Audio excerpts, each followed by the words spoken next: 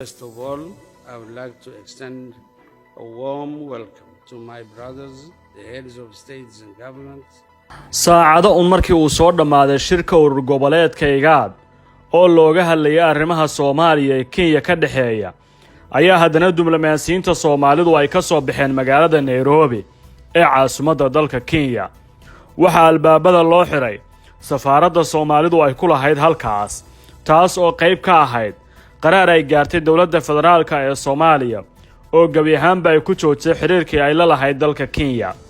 Kasakow go'aankan waxaa jiray wada hadallo hoose oo shalay iyo xalay yeesheen madaxda urur goboleedka IGAD kuwaas oo ku wajahnaa sidii xal loogu heli lahaa xiriirka labada dal ee xumaaday loona soo celin lahaa gab ahaanba xiriirka la jaray iyadoo labada dhinac ay ka wada shaqeynayaan arrintan. Shirka IGAD ayaa shalay markii ay hadlayeen madaxda Kenya iyo Soomaaliya laga saaray warbaahinta iyo wakiilada caalamiga ee martida ahaa. taas waxay ka dhigneed inay ahayd arrin xoog leh oo ay qolo kasta damaceeda jeedinaysay. ila diblomaasiyadda oo kulankan goobjoog ka ahaa waxay noo xaqiijiyeen in labada dal ay jeediyeen doodo xoog leh oo ku wajahan qolo kasta doodda ay wadato. waxayna Kenya aad ugu dooday inay ficilo badan uga yimaadeen dhanka federaalka ee Soomaaliya. Nairobi waxay diiday inay faragelin ku hayso arrimaha gudaha ee Soomaaliya iyadoo inkirtay in xataa ay xubno ka socdo dalkeeda oo ku jira taliyaha ciidamada, kansirdoonka, xildhibaano baarlamaan iyo siyaasiyiin kale oo wasiirka arrimaha dibaddu ay ka mid ahayd inay tageen magaalada Kismaayo ee Soomaaliya bishii Agoosto ee sanadkii hore, xilligaas oo Kenya la rumaysan yahay inay si weyn gacan u siisay Axmed Maxamed Islaam Axmedoobaha Jubbaland. waxaana ay diiwaangelisay Kenya in xubno ka socda iyo diyaarad dalkeeda ka diiwaan gashanba ay ku xadgudbeen hawada Soomaaliya iyada oo aysan amar ka haysan dawladda federaalka. sidaas oo kale Kenya waxay dafirtay inay hadda taageerayso ciidamo Soomaaliya oo lagu soo ururiyay xuduudda labada dal, waxayna sheegtay inaysan waxba wara ka haynin dhacdooyinkaas, taasoo kulanka gudihiisa sii adkaysay doodaha labada dhinac. Kenya waxay sheegtay in xiriir aysan la yeelan dawlad goboleedyada dalka, waxaana ay si weyn u inkirtay arrinta ku saabsan heshiis dhowaan dhex maray dhanka Somaliland oo ku aadanaa in bisha Maarch ay qunsuliyad ka furato magaalada Hargeysa, duulimaadyo diyaareedna la isdhaafsado. diyaaradaha qaadka ee dalkeeda ka soo qaada inay laba jeer ku xadgudbeen hawada Soomaaliya oo laga celiyay ayaa diblomaasiyiintu ay noo xaqiijiyeen in Kenya ay dafirtay.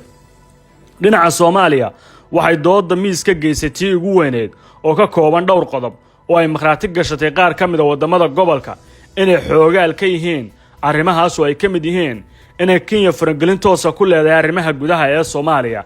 ilaa madaxweyne ku-xigeenka Kenya William Ruto uu warbaahin si toos ah uga sheegay dhowaan inay ka shaqeynayaan sidii madaxweyne ay wadatay Nairobi u fariisan lahaa fiila Soomaaliya. 2 in faragelintii u dambeysay ay ciidamo soo tababartay lagana soo qaaday gudaha Kenya la keenay xuduudda labada dhinac iyadoo dhinaca Soomaalidu cadeeyeen doodda ku wajahan in Kenya ay doonayso ka dhintaalida dawlad goboleedyada dalka. qodobka saddexaad waa ku haysiga qayb ka mid ah badda Soomaaliya hortaala maxkamadda cadaaladda adduunka ayay sheegtay dawladda federaalku in Kenya u sameynayso tallaabo kasta ay ku xumeynayso xiriirka labada dal iyadoo aan ku qanacsanayn maxkamadda cadaaladda adduunka. Soomaaliya waxa ay diblomaasiyiintu sheegeen noo xaqiijiyeen inay sheegtay in dacwadda maxkamadda oo kaliya lagu xallinayo. qodobka afraad dawladda federaalku waxay ku dooday in xiriirka labada dal ee hadda la jaray ay ka horeysay Nairobi oo hoos u dhigtay bishii Febraayo, taasna ay ahayd mid aysan Soomaalidu ka jawaabin iyadoo oo faragelin ay Kenya ku haysay arrimaha gudaha ee Soomaaliya. doodaha labada dhinac oo qaatay ku dhawaad 5 saacadood ayaa ugu dambeyntii loo saaray guddi gaar ah oo ka socda urur goboleedka IGAD kaasoo kormeeri doona xiriirka labada dal sidii loo soo celin lahaa. waxaana muuqatay in Midowga Afrika iyo dalalka IGAD ay walaac ka muujiyeen hanaanka labada dhinac ay hadda u dhaqmayeen.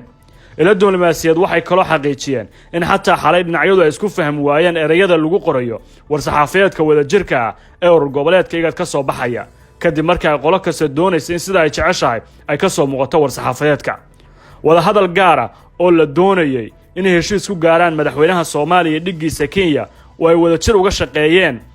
madaxweynaha Jamhuuriyadda Djibouti iyo ra'iisul wasaaraha Ethiopia ayaa u muuqday inay fashilmeen ka hor shirka iyo kadibba, maadaama ay isku dayeen labada dhinac lagu wada hadalsiyo wajiga labaad magaalooyinka Addis Ababa ama Djibouti, taasna ay dhinacyadu diideen. Kenya waxay doonaysaa in la furo dhammaan xiriirada ay jirtay Soomaaliya sidaasoo kale la fasaxo duulimaadyada qaadka ee tegaya gudaha dalka wax kastana ay hadda ka bilowdaan dhanka muqdisho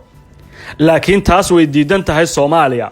waxayna doonaysaa in Kenya ay ka baxdo dhammaan arrimaha hadda gacmaha kula jirto lana xaqiijiyo run sheegideeda oo loo diro guddi ka socda oo goboleedka iyaga oo soo qiimeeya xaaladaha labada dhinacba ay kala tamanayaan